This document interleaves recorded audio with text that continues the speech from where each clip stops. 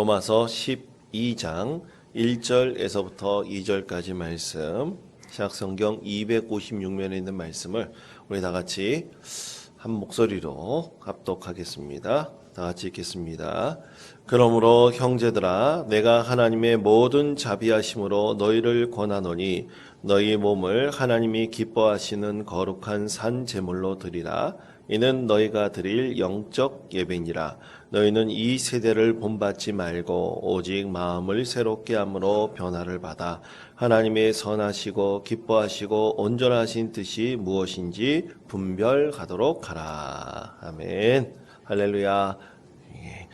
성도 여러분, 자신의 삶에 대한 관점, 자신만이 갖고 있는 삶에 대한 관점을 인생관이라고 하고요. 또 그리고 세계를 바라보는 자신만의 관점을 이 세계관이라고 합니다.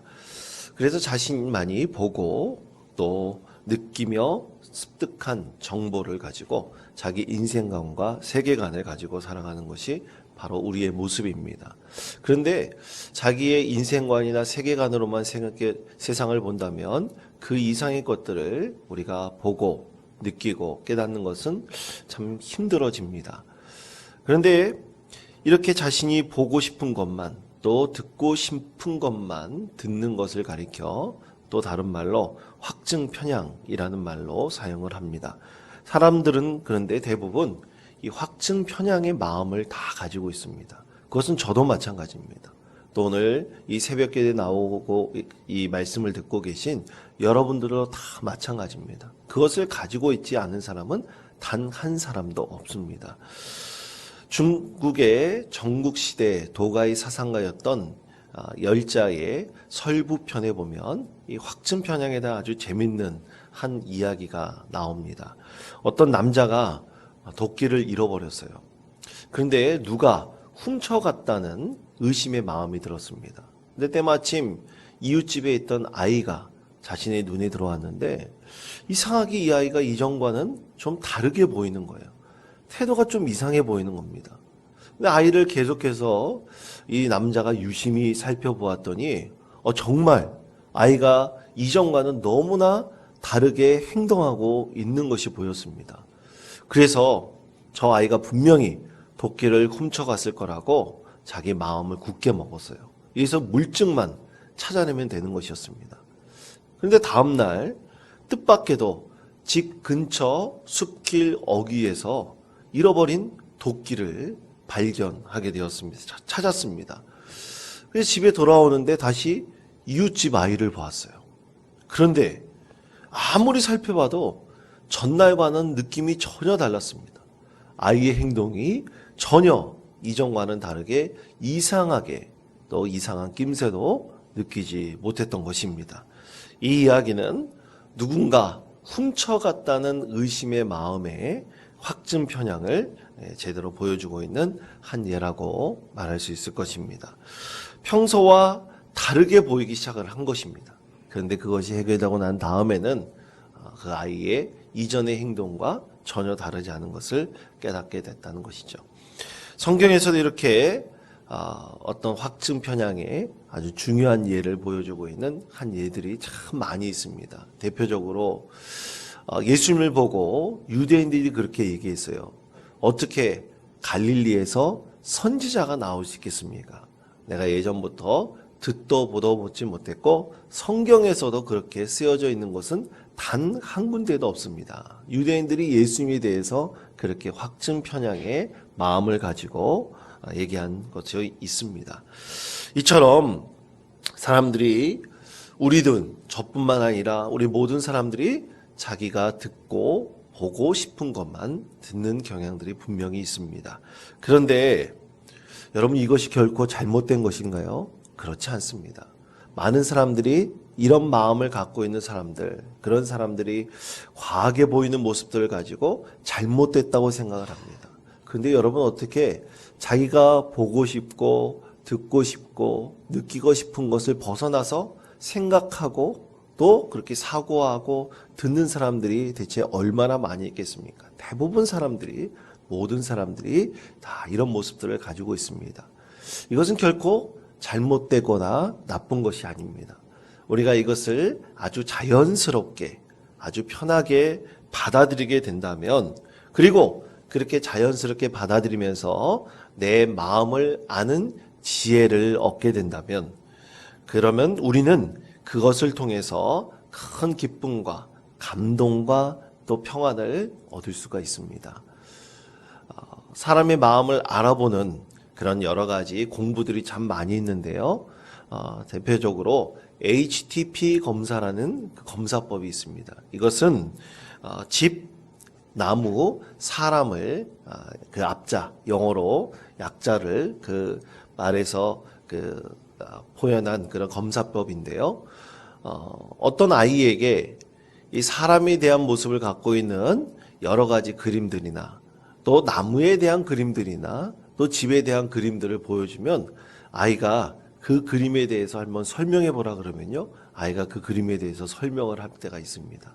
그래서 설명해서 그 아이의 마음을 받아들이면서 아, 그렇구나, 네가 이것을 그렇게 보고 있구나, 그렇게 느끼고 있구나, 이렇게 받아들여주게 된다면 어느덧 그 아이가 생각하고 있는 것들을 잘 사람들에게 표현하고 끄집어내면서 그 아이의 마음속에 응어리진 것들을 우리가 이해하고 받아들여주게 될 때 진정한 아이의 마음의 평안을 얻을 때가 있습니다. 어른들도 마찬가지입니다. 자신의 마음을 누가 알아준다고 할 때 그것에 대해서 우리는 두려움을 가질 수도 있습니다. 그러나 그것을 잘 공감해주고 받아주게 된다면 그 안에서 진정한 기쁨과 평안을 얻을 수가 있습니다. 우리가 하나님께 기도하는 것도 마찬가지입니다.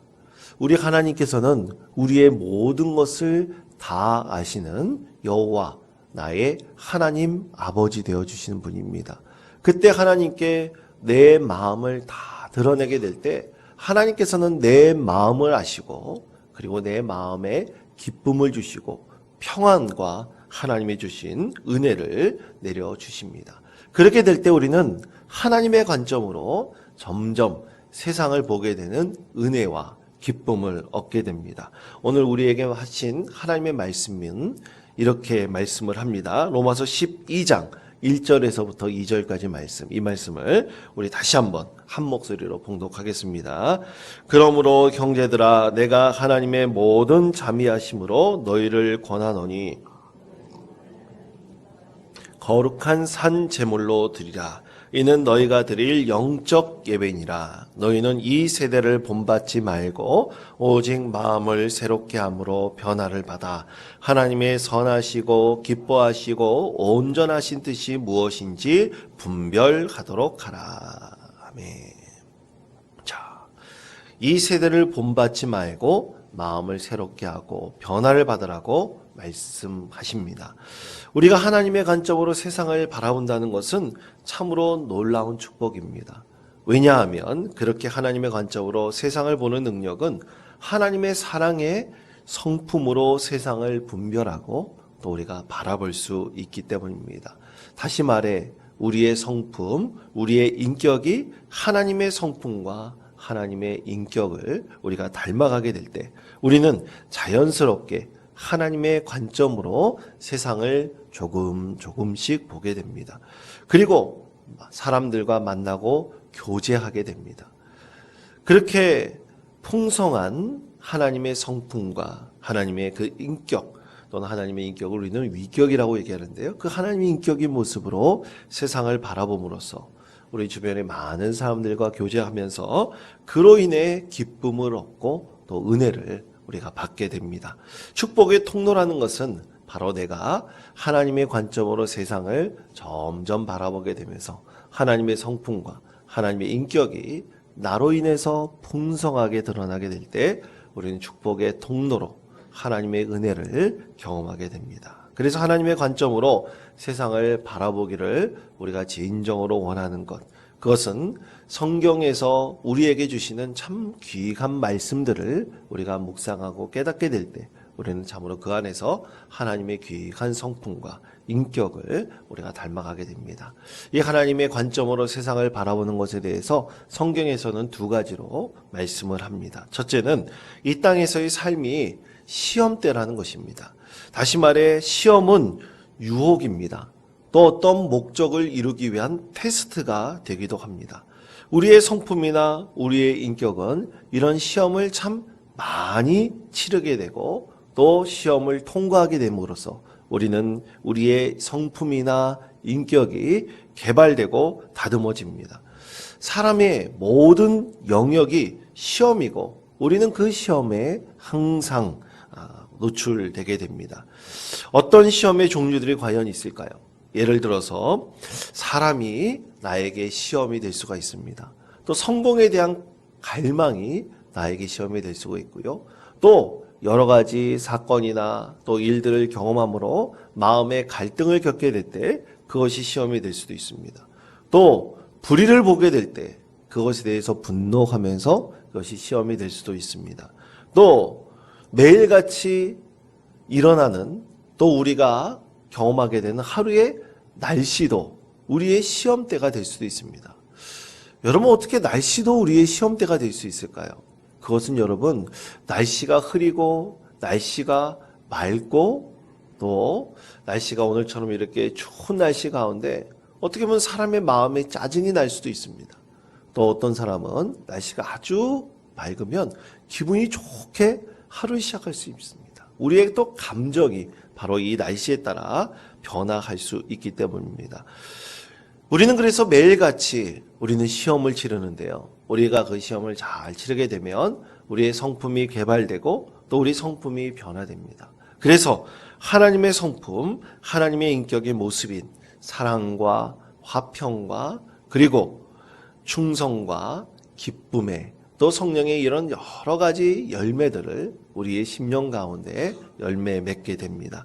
우리가 이렇게 삶이 시험이라는 것을 깨닫게 되면 우리는 우리의 삶에서 결코 중요하지 않은 것이 하나도 없다는 것을 우리는 깊이 깨닫게 됩니다. 모든 것이 다 중요합니다. 모든 만나는 사람들이 나에게 너무나 소중합니다. 그리고 나에게 오늘 하루에 일어나는 모든 것들이 참으로 나에게 너무나 귀중하고 소중한 것들이 됩니다. 오늘 날씨도 우리에게는 너무나 귀한 것이 됩니다. 그러므로 그 모든 것을 통해서 하나님께서 나의 성품과 나의 인격을 더욱더 변화시켜 주시고 개발시켜 주시고 또 하나님의 관점으로 이 세상을 바라보는 믿음이 우리 가운데 형성되게 됩니다. 둘째로 이 땅에서의 삶이 위탁받은 삶이라는 것입니다. 여러분 우리가 누구에게 위탁을 받았습니까? 바로 하나님께 위탁을 받았습니다. 우리는 하나님의 청지기로 하나님께서 위탁하신 것을 잘 감당해야 됩니다. 창세기의 말씀에 보면 이 땅에 대해서 다스리라, 정복하라, 충만하라 우리 하나님께서 말씀을 하셨습니다. 하나님께서 다스리고 충만하고 정복하라고 우리에게 말씀하셨을 때 하나님께서는 이 세상 모든 만물들을 우리에게 위탁을 하셨습니다. 이 지상에서의 모든 삶의 자리에 하나님께서 충만하고 다스리도록 모든 것을 우리에게 맡기신 것입니다. 그렇게 하나님께서 허락하신 것이므로 모든 것이 가능했습니다. 이렇게 위탁받은 우리는 이 삶을 통해서 피조물 관리를 잘 해야 될 것이고 하나님께서 우리에게 맡기신 청지기의 역할을 우리가 잘 감당해야 할 것입니다. 그런데 사람들은 위탁받은 것에 대해서 그렇게 열심히 잘 하는 것 같지는 않습니다.